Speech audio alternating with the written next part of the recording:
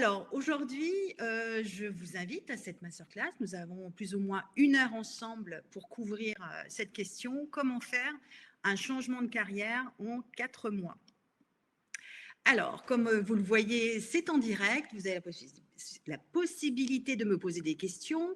Et pour info, je vais ouvrir ma boîte à outils pendant 45 minutes en essayant de pouvoir vous donner des pistes et des outils concrets pour avancer dans votre questionnement. Au bout de ces 45 minutes, je vais présenter pendant 10 minutes une solution pour ceux et celles qui souhaiteraient ne pas en rester là et prendre éventuellement une formule d'accompagnement. Et à l'issue de ces 10 minutes-là, je reviendrai vers toutes vos questions et je couvrirai les questions sur tout le temps qui nous restera et tout le temps où vous serez prêts à rester pour écouter les réponses. Et toutes les questions, si jamais il y a des questions que je n'ai pas eu le temps de couvrir ou même des questions qui vous viennent après la masterclass, vous avez mon email, mes coordonnées et je serai ravie d'y répondre. Donc, voilà l'esprit de la masterclass, voilà l'esprit de l'exercice aujourd'hui.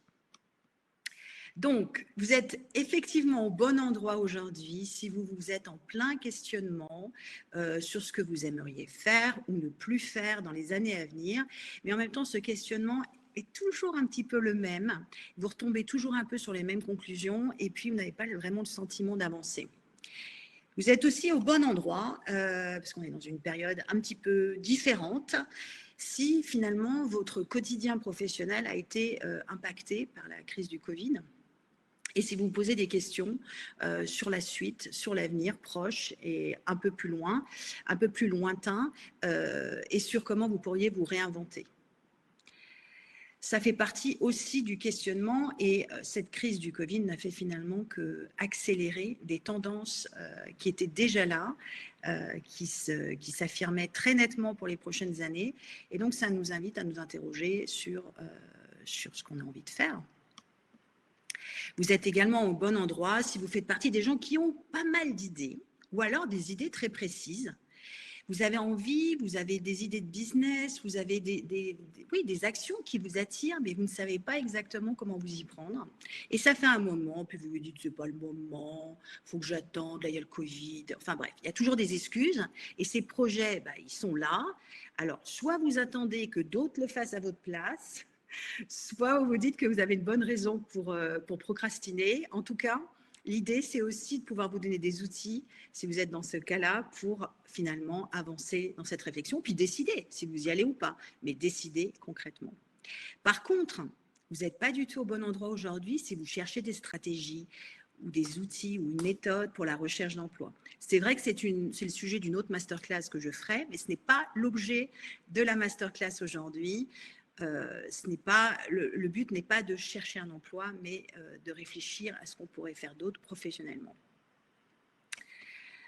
Alors, avant tout, là, si vous avez fait la démarche de vous inscrire, d'être là connecté à ce live aujourd'hui, c'est bien parce que vous avez décidé de prendre un bon moment pour vous, pour réfléchir.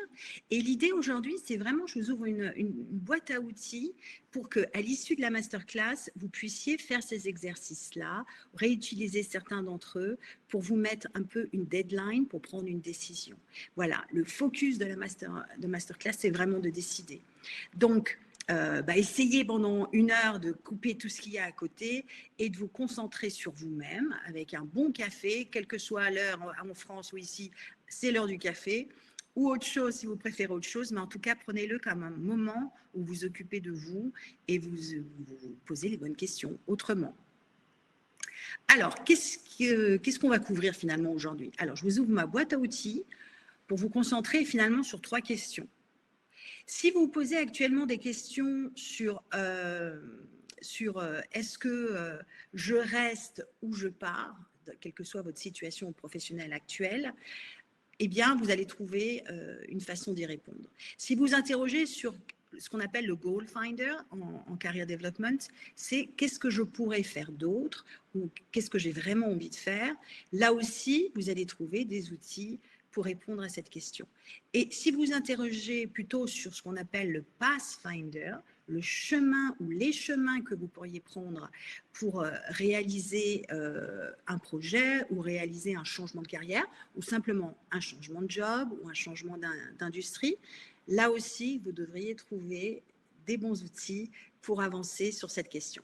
Voilà la promesse que je vous fais aujourd'hui.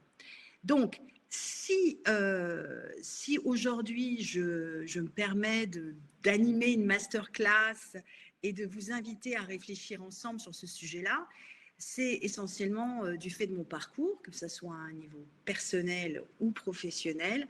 J'ai été confrontée à ce questionnement-là et je le suis aussi régulièrement parce que c'est des outils que j'utilise pour régulièrement équilibrer mes envies avec mes activités. Donc, je dirais que c'est un état d'esprit, c'est un petit peu ça dont j'ai envie de vous parler aujourd'hui, un état d'esprit parce qu'on n'est pas à se réinventer qu'une seule fois, il faut tout le temps s'adapter à notre environnement. Alors, juste pour ceux qui ne me connaissent pas, très brièvement, j'ai eu 2 grands chapitres, c'est assez classique dans ma vie, une période de ma vie où j'ai travaillé pour les objectifs des autres et une partie de ma vie où j'ai travaillé pour mes propres objectifs, mais au service des clients. Dans ma première partie de vie, aucune plainte enregistrée, je me suis éclatée, j'ai surtout appris beaucoup de choses qui me permettent aujourd'hui de toujours travailler avec l'entreprise, mais de l'autre côté.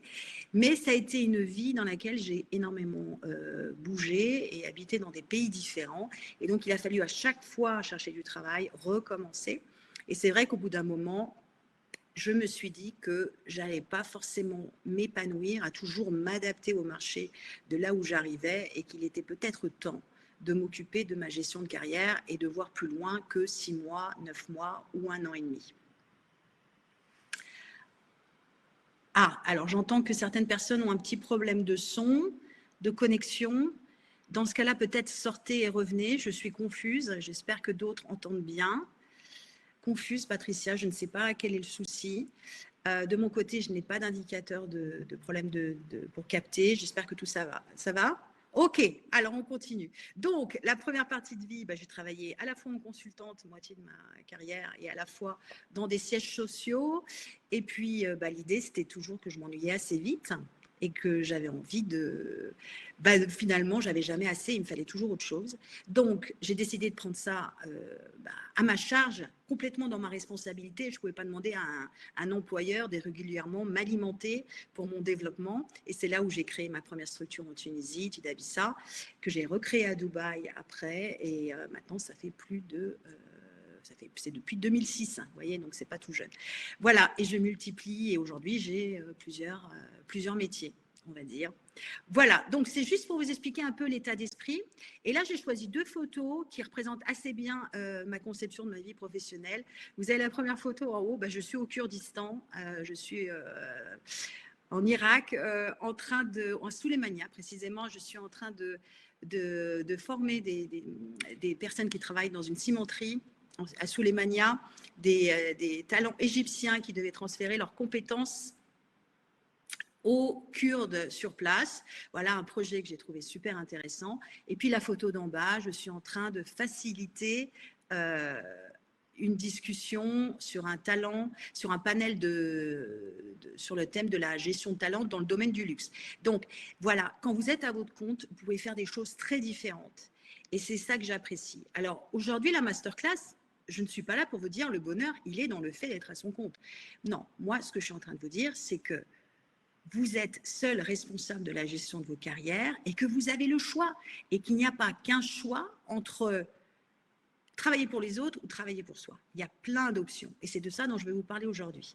Alors, pour commencer, je vais vous demander quelle est votre situation professionnelle aujourd'hui, en ce moment, pour que j'ai un petit peu une idée de ce qui vous anime au début de cette masterclass. Donc, si vous allez à côté du chat, il y a un questionnaire auquel vous pouvez répondre.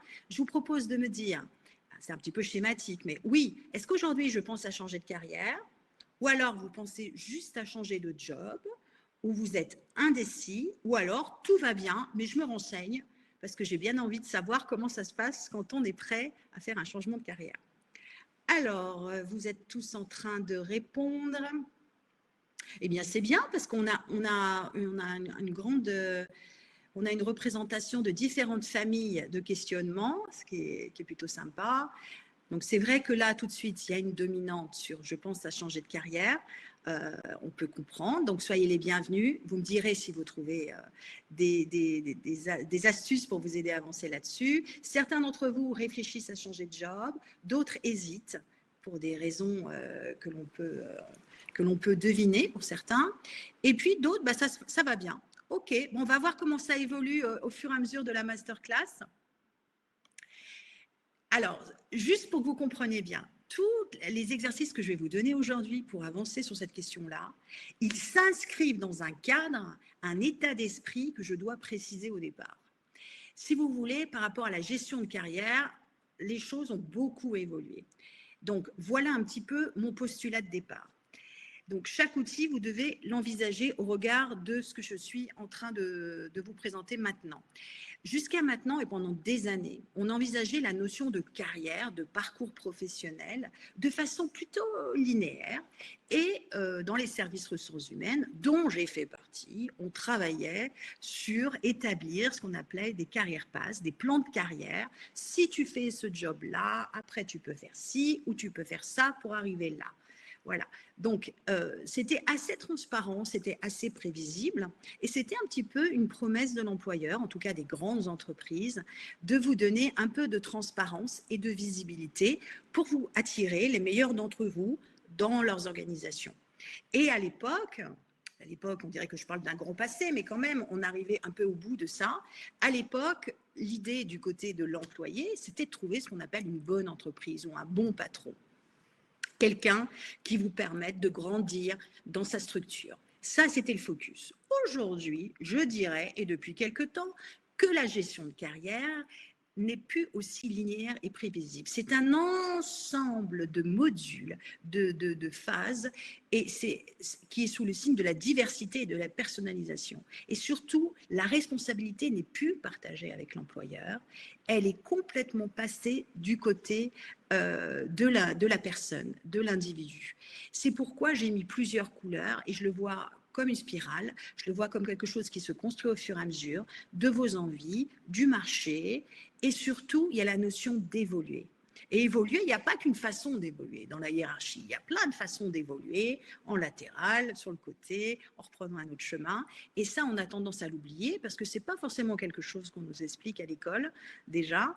Et puis souvent, bah, on est entouré de personnes qui sont plutôt du côté de l'ancienne gestion de carrière.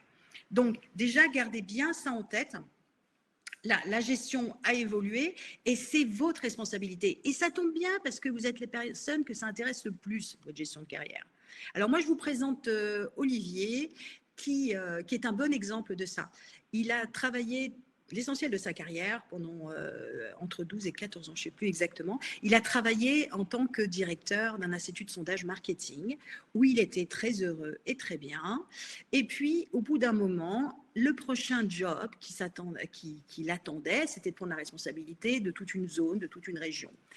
Ce n'est pas quelque chose qui lui faisait vraiment envie, parce qu'il aimait bien le côté opérationnel. Et puis, il s'est dit, bah, finalement, cette lignée-là ne me motive pas tellement, j'ai envie de faire autre chose et surtout d'apprendre autre chose.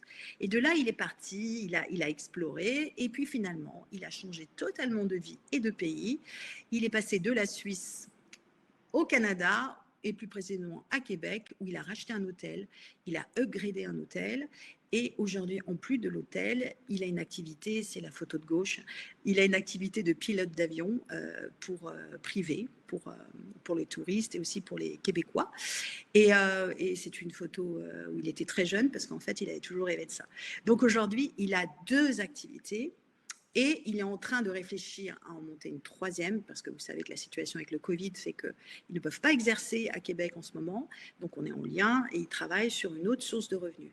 Là, ce que je voulais vous dire, c'est qu'on n'a pas besoin d'être malheureux au travail et d'être malheureux dans son job pour changer. C'est juste qu'il y a des moments où vous posez des questions sur la suite. Il me reste combien d'années à travailler? 15 ans. Il me reste peut-être 20 ans, 10 ans. Qu'est-ce que j'ai vraiment envie de faire? Voilà la question que vous devez vous poser. Alors, aussi dans l'état d'esprit, je tenais à préciser quelque chose. Pendant longtemps, on cherchait un job, on cherchait un métier pour avoir une source de revenus principale. Donc, dans le modèle salarié, très pratique, tous les mois, j'ai tant. Hein. Et l'idée, c'est j'ai tant, ça c'est acquis, et à côté, je peux économiser, et donc il ne m'arrivera rien. Aujourd'hui, le focus est bien différent parce qu'on peut perdre son travail du jour au lendemain. Avec le Covid, on a commencé à le voir. Moi, dans la région dans laquelle je suis, c'est assez clair. Ça n'a pas attendu longtemps. Et des gens se sont retrouvés sans revenu du jour au lendemain ou sans poste. Et donc, l'idée, de plus en plus, en tout cas dans mes accompagnements, mais je le vois de plus en plus, chacun essaye de chercher plusieurs sources de revenus pour ne pas être dépendant d'une source unique qui peut disparaître du jour au lendemain.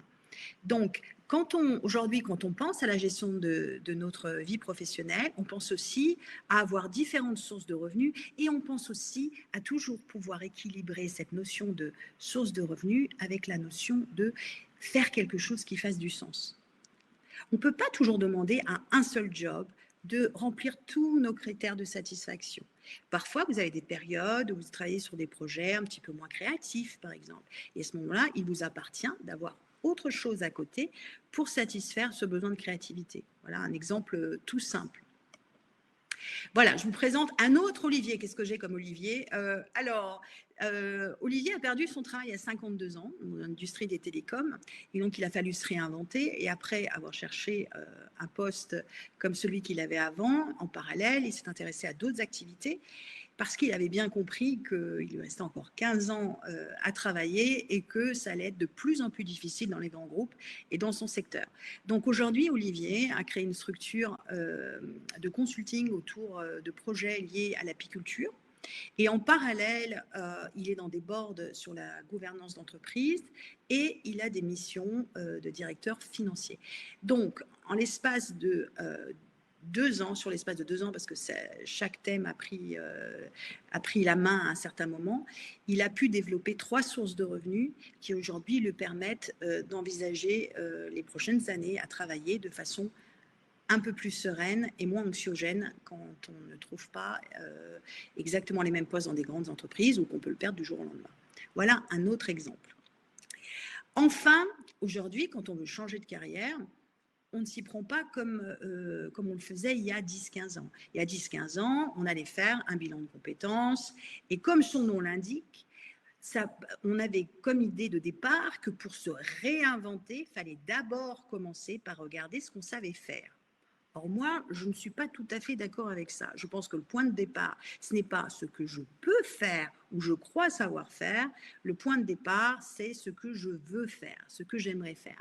On n'est plus du tout dans la culture du know it all, on appelle ça. C'est je dois tout savoir. Non, aujourd'hui, le monde du travail évolue tellement vite, et je ne parle pas seulement de l'automation ou de l'intelligence artificielle, les métiers évoluent et les compétences aussi. Et il faut constamment se former. C'est une exigence personnelle. On ne peut pas attendre de son employeur qu'il vous forme tout le temps. C'est aussi à vous de connaître vos besoins et de régulièrement apprendre. Et on est plutôt dans un mindset de learn it all, on dit en anglais, de toujours être en posture d'apprendre. C'est pourquoi les programmes de changement professionnel sont beaucoup plus axés sur identifier toutes les possibilités de ce qui vous correspond. Pourquoi? Parce que quand on fait quelque chose qu'on aime bien, on a plutôt tendance à le faire bien. Voilà, donc ne partez pas du « oh mais je veux à tout prix utiliser tout ce que je sais faire pour le reproduire ailleurs » ou pensez toujours que vous pouvez faire différents métiers, il n'y en a pas qu'un, et que vous pouvez aussi vous épanouir dans différents jobs. Voilà aussi le postulat des outils d'aujourd'hui que je vais vous présenter. Alors, je vous présente Marie. Marie, dans sa première partie de vie professionnelle, elle est économiste. Et elle a essentiellement travaillé dans des organisations humanitaires sur des super projets. Puis un jour, elle a arrêté pour déménager à l'étranger et elle a dû se réinventer. Et là, au lieu de reprendre, et elle a cherché aussi ça, des projets humanitaires, elle a décidé de regarder ce qu'elle a toujours voulu apprendre et développer. Et en l'occurrence, pour elle, c'était une fonction juridique. Elle rêvait d'être juriste ou avocate. Et elle a repris à 42 ans les études. Et aujourd'hui, depuis 8 mois, elle travaille dans une grande entreprise internationale en tant que juriste d'entreprise et elle s'interroge sur le barreau actuellement. Donc, il est possible à tout âge de commencer un autre chapitre et c'est l'intérêt d'être décisionnaire de sa vie professionnelle. Alors, avant de vous présenter les outils, mais on y va, ne vous inquiétez pas, le postulat de départ, c'est de savoir, est-ce que vous avez juste un ras-de-bol passager ou est-ce que vous avez très, très, très envie de changer? OK? Alors, je vous propose un premier outil. Prenez bien vos crayons parce que là, ça va aller très vite. Vous n'allez pas pouvoir les faire en même temps, mais ça va vous permettre de noter un petit peu la méthode. Je vais vous présenter 2 checklists. Donc, c'est des checklists très simples. La première, c'est celle que j'ai appelée checklist partir et la deuxième, c'est checklist rester. Et vous allez confronter les résultats de ces 2 checklists. Dans celle qui concerne le fait de partir, je vous pose des petites questions toutes simples auxquelles vous allez répondre par oui ou par non. Donc, est-ce que par exemple, alors ça c'est dans le cas d'une personne qui travaille pour une entreprise. Si parmi vous, certains sont entrepreneurs, freelancers, indépendants, vous pouvez remplacer le mot direction ou entreprise dans les questions par client. Et ça fonctionne aussi. Donc, une des premières questions, c'est ce que vous avez parlé de ce qui vous frustrait ou de ce qui était source de votre insatisfaction à votre management, à votre direction, et avez-vous constaté que cela avait été ignoré? Oui ou non? Est-ce que vous avez reçu à un moment donné une promesse de solution par rapport à votre frustration ou par rapport à vos ambitions de la part de votre direction et qu'à aujourd'hui, il ne s'est toujours rien produit? Une promesse non tenue. Est-ce que vous avez le sentiment qu'il n'existe pas de prochain poste pour vous dans cette organisation? Prochain poste, et puis peut-être pour les 10 prochaines années à venir. Il y a déjà Léonard qui dit oui à tout. Ah bah Léonard, pour vous, c'est clair. Est-ce que vous avez le sentiment, cette question elle est intéressante, mais elle n'est pas neutre, est-ce que vous avez le sentiment de travailler plus dur que votre direction? Alors, on ne cherche pas un monde parfait, mais le fait d'avoir le sentiment que votre hiérarchie n'est pas complètement dédiée à sa tâche et à sa mission, ça peut jouer aussi au niveau de vos valeurs. Sondès aussi, oui, oui, oui. Donc, cette question, elle est importante. Autre question, est-ce que vous pensez avoir déjà tout appris sur vos lieux de travail? Est-ce que vous avez déjà utilisé toutes les ressources, les formations qui existaient? Est-ce que votre environnement de travail a un impact négatif sur votre vie à la maison? Est-ce que vous sentez que finalement, cette insatisfaction ou cette frustration touche votre bien-être quand vous rentrez chez vous? Est-ce que vous avez le sentiment de travailler dans un environnement toxique? OK? Il n'y a pas 10 000 questions, mais elles sont assez efficaces normalement. Alors, on ne reste pas que sur ce questionnaire. Pour vraiment mesurer la situation, on va prendre la situation d'un autre angle, celle de checklist pour rester. Oui ou non? Est-ce que vous avez autour de vous, dans votre travail actuellement, un mentor, une personne qui fasse office de conseiller dans cet environnement-là? Est-ce que vous pouvez parler à une personne de type mentor ou conseiller? Est-ce que votre direction ou votre management a toujours soutenu vos idées dans le passé ou vos initiatives? Quand tout va bien, quand vous avez, et ça peut arriver, même dans un travail qu'on n'aime pas, quand vous avez une journée idéale, une journée qui se passe bien, est-ce que finalement vous l'aimez bien, votre travail? Est-ce que vous pensez que quelques ajustements, pas très compliqués, pourraient vraiment améliorer vos situations professionnelles actuelles? Ça peut être d'être impliqué dans un projet avec un autre département ou une autre entité dans une autre région. Parfois, ce n'est pas des choses très compliquées. Posez-vous cette question-là.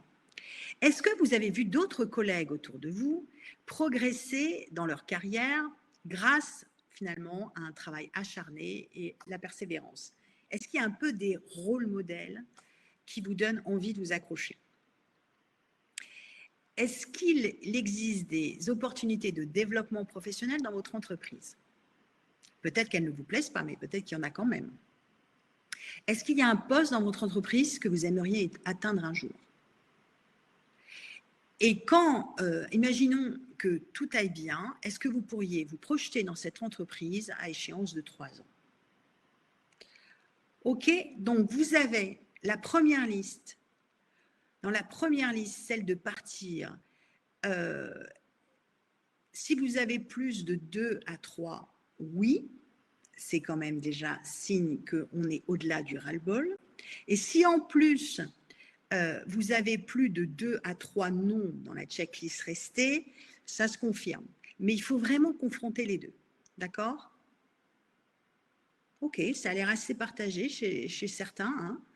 Alors, je vous donne un troisième niveau de lecture pour décider.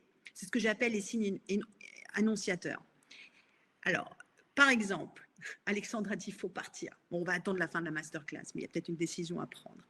Si vous constatez qu'en ce moment, vous avez tendance à vous ennuyer un peu au travail, à avoir une baisse d'énergie, à être apathique, si vous êtes facilement agacé, énervé, tout, et vous êtes un peu à fleur de peau là, hein, vous n'êtes pas frère ou sœur sourire, s'il y a toujours une petite appréhension à l'idée de retourner au travail, vous ne retournez pas dans la joie et la bonne humeur, même si vous travaillez de chez vous en ce moment, si vous vous sentez un peu toujours fatigué, et puis vous sentez que votre environnement de travail pèse un peu sur votre vie à la maison, si par moment vous remarquez des petites choses dans la culture d'entreprise, dans les valeurs, et que ça va à l'encontre de vos croyances, et que ça suscite un petit peu un débat ou une réflexion, et enfin, si vous surprenez à rêver d'ailleurs, d'autres choses, eh bien je dirais qu'il est peut-être temps de décider quelque chose.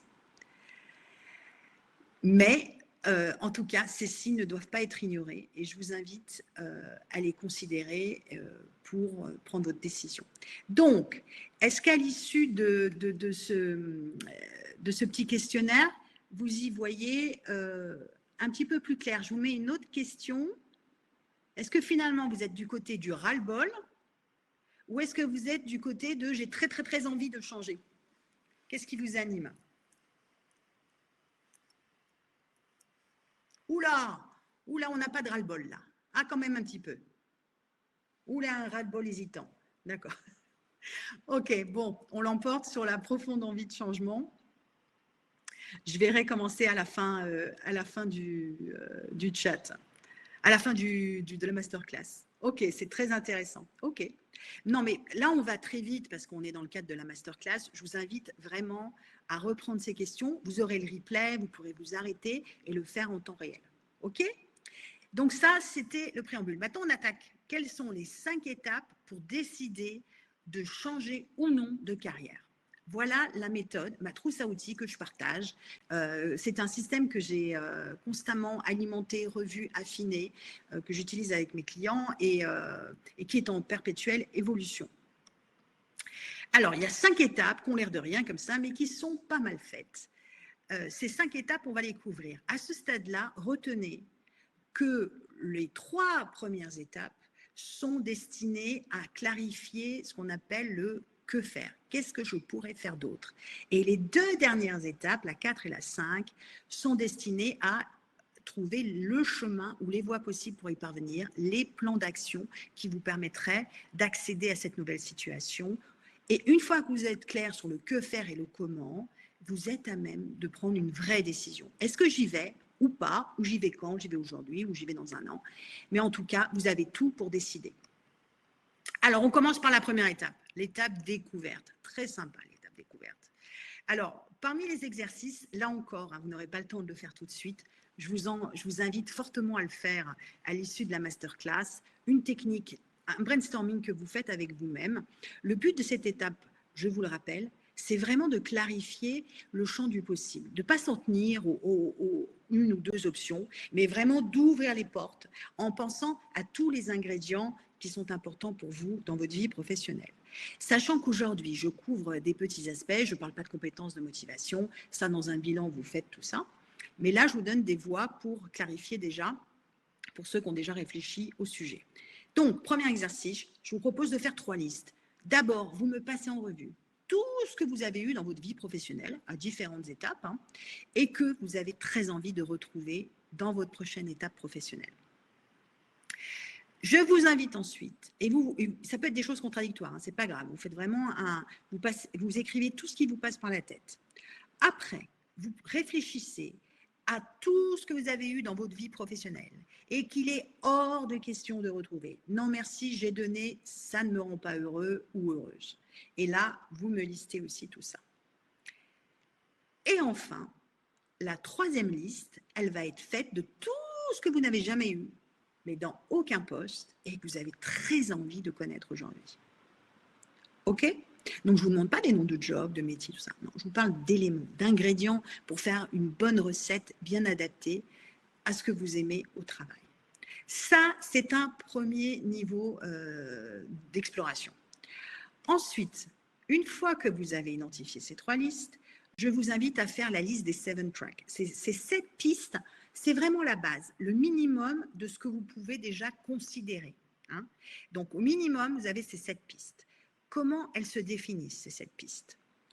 Déjà, la première, c'est simplement d'explorer ce que vous faisiez déjà, peut-être dans une autre structure, mais quelque chose la même chose, mais avec une petite correction sur un élément que vous ne trouviez pas dans la précédente structure. Mais c'est très similaire à ce que vous faisiez avant. OK, ça c'est une voie d'exploration. Deuxième, si je change de fonction, qu'est-ce que je pourrais faire comme job? Parce que dans 4-5 ans, je me vois faire tel job-là, et pour bien le préparer, il serait utile de faire ce type de poste. Je vous donne un exemple. Quelqu'un qui veut être general manager d'une entité, et aujourd'hui, il est directeur marketing. Il peut y avoir un paquet de concurrents qui ont envie de ce genre de poste. Comment je pourrais me préparer? Peut-être en prenant la tête d'une direction commerciale. Ce n'est pas du tout ma tasse de thé d'habitude, je ne raffole pas du commercial, mais je sais que c'est indispensable pour prétendre plus vite au poste de general manager. Donc, je vais peut-être chercher quelque chose autour d'un rôle commercial. OK? Troisième piste, je pense à un changement, mais vraiment un changement de carrière que j'ai toujours eu, là, une petite voix qui me disait « Oh, mais moi, j'aurais dû faire ça », dont vous avez toujours eu envie. Et là, on ne réfléchit pas à est-ce que c'est possible ou pas. Hein, mais on l'écrit dans la liste. Quatrième piste, pensez à une formation ou un diplôme. Toutes les formations n'ont pas besoin d'être certifiantes, diplômantes. Il n'y a pas que ça dans la vie. Ce n'est pas un statut, le fait d'apprendre. C'est un état d'esprit. Mais c'est en tout cas un accès à du savoir qui va vous permettre de prétendre à d'autres options. Ça, c'est la piste 4. La piste 5, c'est un projet ou une idée business que vous pourriez avoir pour avoir un revenu supplémentaire. Voilà, comme un filet et quelque chose aussi, vous puissiez découvrir, apprendre des choses. Ça fait toujours du bien. Donc, ça peut être quelque chose qui fasse beaucoup de sens pour vous ou quelque chose qui fasse moins du sens. Mais en tout cas, c'est une source de revenus. Alors, chacun, avec sa personnalité, va aller vers une voie plutôt qu'une autre. Ça, il y en a pour certains, ça va être du dropshipping. Pour d'autres, ça va être de lancer une gamme de bijoux. Pour d'autres, ça va être du service. En tout cas, c'est possible d'essayer quelque chose, surtout quand on a un revenu à côté. La piste 6, c'est quelque chose que vous n'allez faire qu'une fois. Donc, on n'a pas besoin que ça remplisse les critères et environnement de travail, nanani, nana. Non, c'est quelque chose que je ne vais faire qu'une fois, mais je serais très content de l'avoir fait une fois. Parce qu'il y a quelque chose à prendre là. Par exemple, ça peut être un projet très simple, ça peut être un TED Talk, aller parler à une conférence sur un sujet, ça peut être faire une masterclass comme aujourd'hui en live, gratuite pour des gens qu'on n'a jamais rencontrés. Ça peut être plein d'initiatives qui ne sont pas vous d'habitude, mais qui vous permettent de développer un autre talent. Et enfin, mince, je vous ai volé la 7.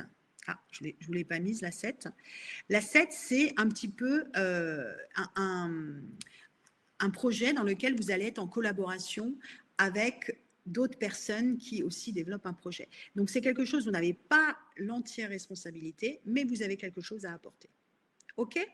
Voilà pour les 7 tracks. Voilà pour cette phase découverte. Et je vous rajoute un autre exercice. Vous faites 4 petits ronds comme ça, grossiers, et vous vous dites, vous écrivez tout ce qui vous passe par la tête. Qu'est-ce qui est évident aujourd'hui comme prochaine étape professionnelle? Qu'est-ce qui sonne un peu comme ambitieux? Qu'est-ce qui relève du rêve, dans mes yeux aujourd'hui, tel que je le perçois?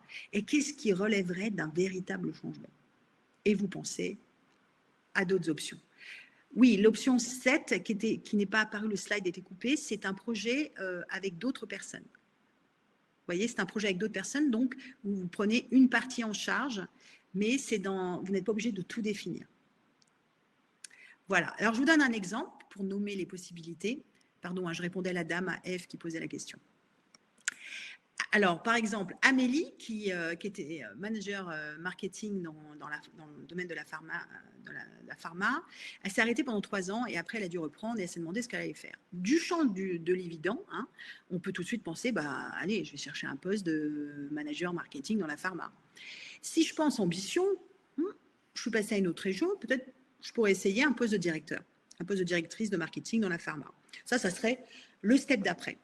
Si je pense au rêve, j'ai toujours voulu rêver d'être danseuse ou formatrice. Et puis, si je pense à un changement, qu'est-ce que ça doit être bien de gérer son temps et d'être entrepreneur, mais je ne me le sens pas. Et voilà le point de départ du travail qu'on avait fait avec Amélie. Je vous dirai après, par la suite, ce qu'elle est devenue. Voilà.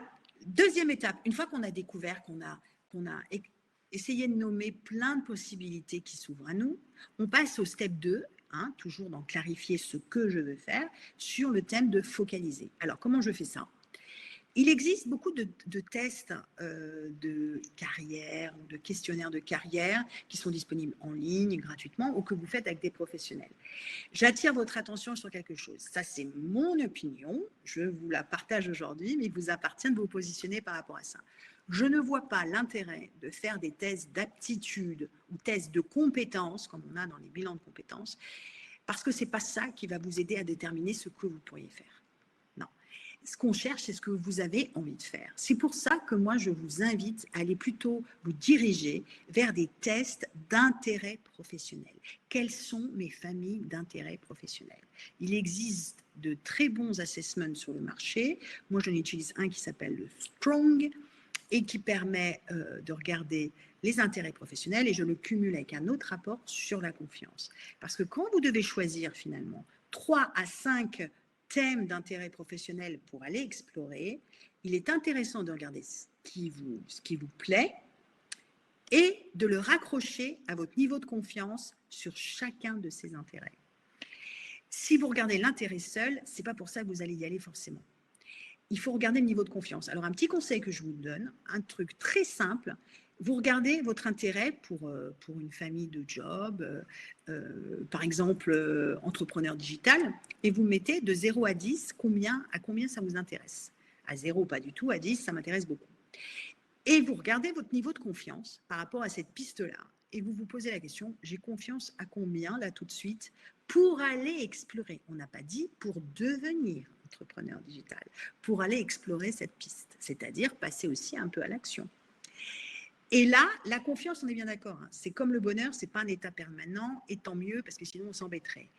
La confiance, ça va et ça vient. Mais en moyenne, sur cette piste-là, entre 0, j'ai pas du tout confiance, et 10, je suis plutôt très à l'aise, où est-ce que je me situe par rapport à cet intérêt.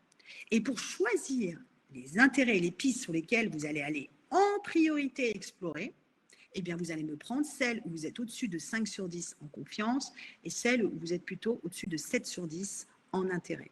Voilà un petit tips que je vous donne et c'est plutôt raisonnable pour vous aider à sortir de la zone de confort, de ne pas aller tout de suite dans la zone de peur et de pouvoir aller petit à petit dans la zone d'apprentissage où on commence à mettre des changements dans sa vie.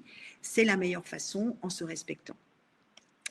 Voilà. Alors, est-ce que ça résonne déjà, cette première partie de masterclass? Je voulais regarder avec vous.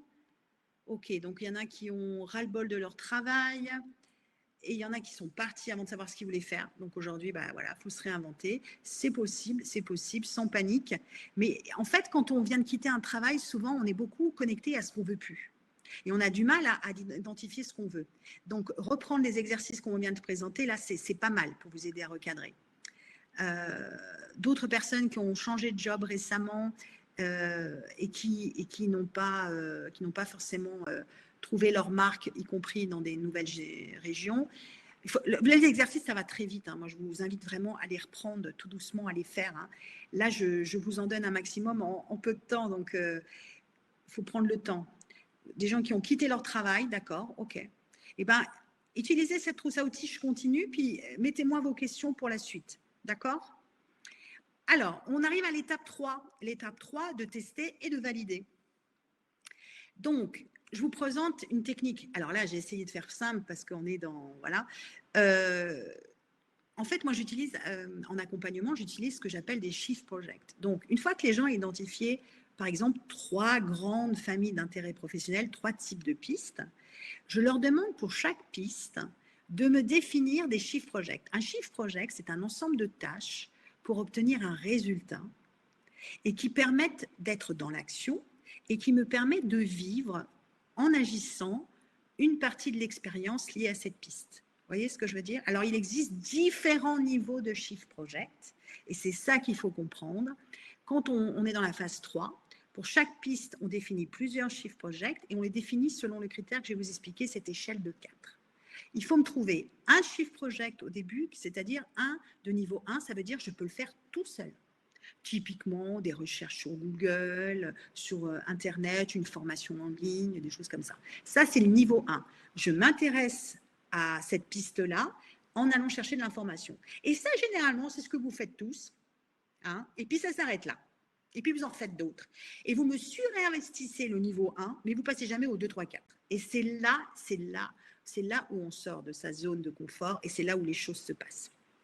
Le niveau 2, c'est quoi? C'est un shift project, c'est une action que vous menez en lien avec une autre personne. Donc, vous êtes 2. Vous n'êtes plus tout seul dans votre sujet, il y a une autre personne. Et ça, c'est ce que j'appelle les interviews informatives. Ça, c'est par exemple, je vais voir quelqu'un qui exerce un job dans ce domaine-là et je vais lui poser des questions sur son quotidien, sur comment il a commencé, comment il s'est lancé, qu'est-ce qu'il est important de connaître. Voilà, ce genre de questions. Ou alors, je vais voir un client de ces gens-là et je leur pose la question, qu'est-ce qu'ils viennent acheter, ce qu'ils apprécient, ce qui est important pour eux, et nanani, et nanana. Donc là, on vient chercher des informations qui sont des perceptions d'autres personnes. Donc ça enrichit notre domaine d'informations que l'on récolte pour pouvoir prendre des bonnes décisions. Après, je passe au niveau 3. C'est ce que j'appelle l'expérience gratuite. Donc par exemple, j'organise une petite formation chez moi ou un focus group pour tester un service ou un produit gratuitement. Je demande à des personnes qui pourraient être les traits de clients potentiels ou chez un employeur. Vous essayez de transposer toutes les situations. Mais là, on n'est plus en connexion au niveau 3 avec une personne, mais on est en connexion avec plusieurs personnes. Et enfin, une fois qu'on a passé ce cap-là, on se met une action, un shift project de niveau 4. Et là, c'est typiquement là où il y a un rapport à l'argent. Même si c'est quelque chose de très ponctuel, une petite chose qu'on va vendre, c'est se mettre dans les chaussures de quelqu'un qui touche de l'argent en exerçant une action nouvelle. Voilà. Et là, ça permet, une fois qu'on a fait ce niveau d'exploration-là, ça permet d'avoir toutes les informations pour décider de persévérer dans cette exploration-là ou de s'arrêter et de privilégier une autre piste. Je reviens sur Amélie. Amélie qui avait décidé qui disait, oh bah oui, d'un point de vue rêve, j'aimerais bien aussi être à mon compte et faire des stratégies digitales pour des entrepreneurs expatriés. Donc, je lui avais proposé sur un laps de temps très court, parce que je vous ai parlé de 4 mois là pour la méthode. 4 mois, c'est le minimum. C'est-à-dire qu'une fois que j'ai exploré ce que j'ai envie de, une fois que j'ai déterminé ce que j'avais envie d'explorer, je me réserve des petits moments pour aller faire ces chiffres projects à 2, 3, 4. Donc, par exemple, elle, c'est du fin juin, elle a 1 mois là. Donc, sur cette piste de l'entrepreneuriat d'agence digitale, je lui ai proposé de mettre des actions de 1, 2, 3, 4. Donc, par exemple, elle a mis un webinaire « Comment mener une transformation digitale pour des entrepreneurs ». Elle a suivi ce webinaire-là, donc c'était niveau 1 parce qu'elle était toute seule devant son ordinateur. Après, qu'est-ce qu'elle a fait? Elle a interviewé Danilo Duchesne, pour ceux qui ne le connaissent pas, c'est le gourou de Facebook en France. Elle l'a interviewé pour savoir comment il avait commencé, ce qu'il voyait chez ses clients. Et là, c'était une interaction avec quelqu'un d'autre, donc c'était niveau 2. Après, elle en a mené d'autres, des niveaux 2. Elle en a fait une action niveau 3. Elle a fait un petit webinaire pour les femmes d'expat dans l'association sur comment organiser ses photos et faire un album photo en ligne, nanana, qui a très bien fonctionné. Donc, elle s'est mise en posture de tester quelque chose. Et enfin, elle a eu, par le biais des écoles, elle a fait une proposition de formation pour les parents qui veulent gérer l'accès aux iPads et tout ça aux enfants pour mettre des règles en place et regarder les règles de sécurité et aussi pour leur faire apprendre des choses. Donc, elle a fait des petits séminaires où là, elle a touché de l'argent. Donc, elle a respecté sur cette piste-là tous les niveaux de Shift Project. Et ça permet vraiment de savoir si on a envie de continuer. Et ce qui pourrait relever petit peu du rêve, ben je peux vous dire qu'une fois qu'elle elle arrivée au niveau 4 et au niveau 3, elle y a pris goût et elle a continué sur cette piste. Alors, c'est une fois que vous avez exploré ces Shift Project-là, j'ai bien conscience que ça va très vite, ne vous inquiétez pas, vous aurez le replay. On arrive à l'étape 4, c'est représenter. Une fois qu'on a exploré ça, si on a décidé de continuer sur une piste, eh bien, on se met dans la posture. Et si c'était quelque chose qui fait partie de ma vie professionnelle aujourd'hui, je me donne, pendant 2-3 mois, je me donne un plan d'action avec des choses à délivrer, à rendre, à réaliser, et je le fais de façon rétroactive. Je pars de la deadline que je me donne et je remonte, et j'essaye de mettre toutes les choses que j'aimerais bien avoir accomplies. Et je fais ce qu'on appelle un planning rétroactif, et ça me permet de tester mon rapport au risque et ma satisfaction en rapport avec ces risques. Donc, qu'est-ce que je veux dire par là? Je vous donne un exemple. Là, on s'était donné un peu plus longtemps, mais la personne, c'était toujours Amélie, elle est partie du 31 mai. Voilà, par rapport à quand on raisonnait. Donc, le 31 mai, qu'est-ce que tu aimerais bien avoir accompli? Elle m'a dit, j'aimerais bien déjà être en contact avec un prospect que je pourrais convertir éventuellement en client, mais avoir une vraie discussion où je présente à un prospect ce que je peux faire pour lui. Je voudrais aussi être très claire sur ce que je pourrais, combien ça me coûterait de créer ma structure et quel type de structure je pourrais créer. Très bien. Et comme ça, on est redescendu du 31 mai, on est redescendu au jour du 15 février. Et elle a petit à petit défini, mais dans le sens rétroactif. Et après, elle a mené ses actions.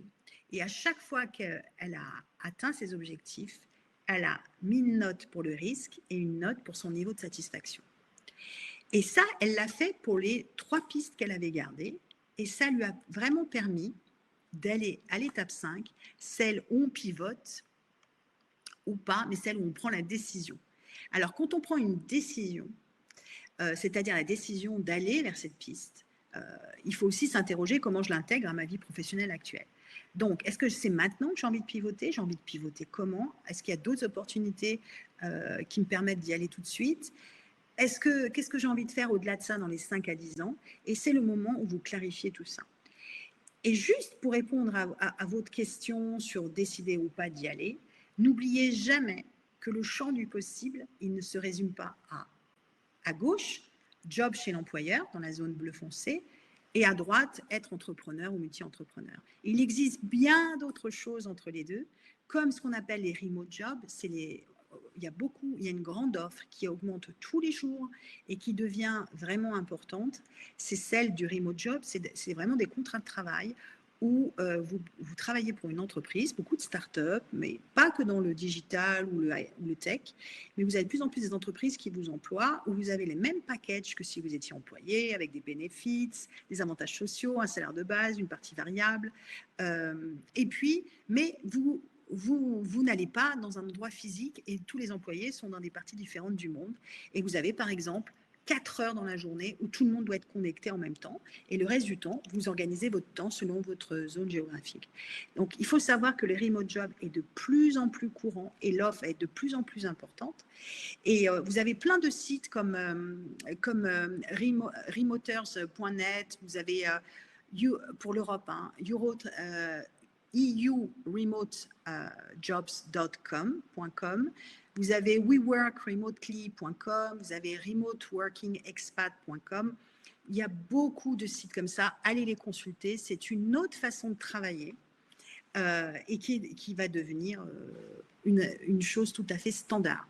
Vous avez aussi la possibilité de représenter une entreprise dans une autre région, de collaborer avec eux sur une partie, et que ce soit une partie de votre activité. Vous avez aussi la possibilité, et ça c'est une super expérience, d'être aussi employé chez des gens qui sont entrepreneurs. Et ça vous permet d'apprendre énormément sur le métier d'entrepreneur avec ses plus et ses moins. Vous pouvez toujours aussi penser à une activité qui vous intéresse en prenant le format de freelancer ou d'indépendant.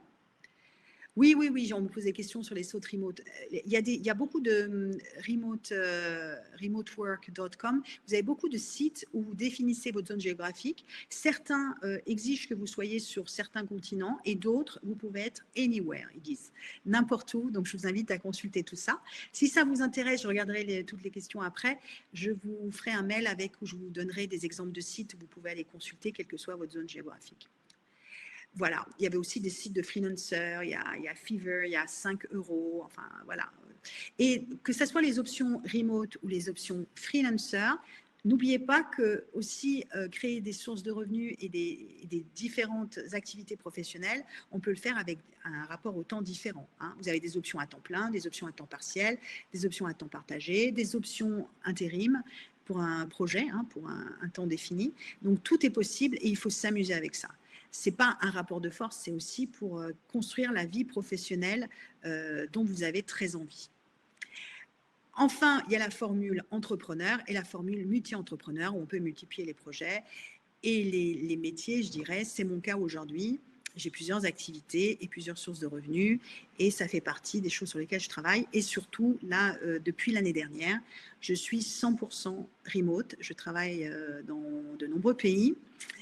Mais je ne suis pas tenue à un territoire et je peux bouger sans que ça impacte mon activité. Voilà, ça c'était mon choix et c'est ce que j'ai fait et je continue à le faire. Vous voyez, aujourd'hui, en vous parlant, vous qui êtes assis à différents endroits dans le monde. Donc ça, c'est pour l'étape 5. J'avais très envie de vous parler de Laurence. Laurence est psy.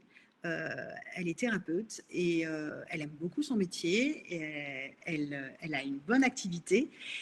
Mais en plus, elle fait les profs de pilates et prof de pilates aussi sur les paddles, ce qui n'est pas commun. Et elle est aussi formatrice de mindfulness. Donc aujourd'hui, même quelqu'un qui a un métier d'expert très, très identifiant, hein, elle ne se résume pas à ça. C'est quelqu'un qui aime beaucoup le sport, qui aime beaucoup les sports liés à l'eau, à la mer. Et aujourd'hui, elle a différentes sources de revenus qui sont liées aussi à qui elle est et pas seulement ce qu'elle fait. Et ça lui permet d'avoir une bonne qualité de vie et de satisfaction. Voilà. Quand une activité est un peu plus difficile, une autre compense. Et comme ça, on est en autonomie. Voilà.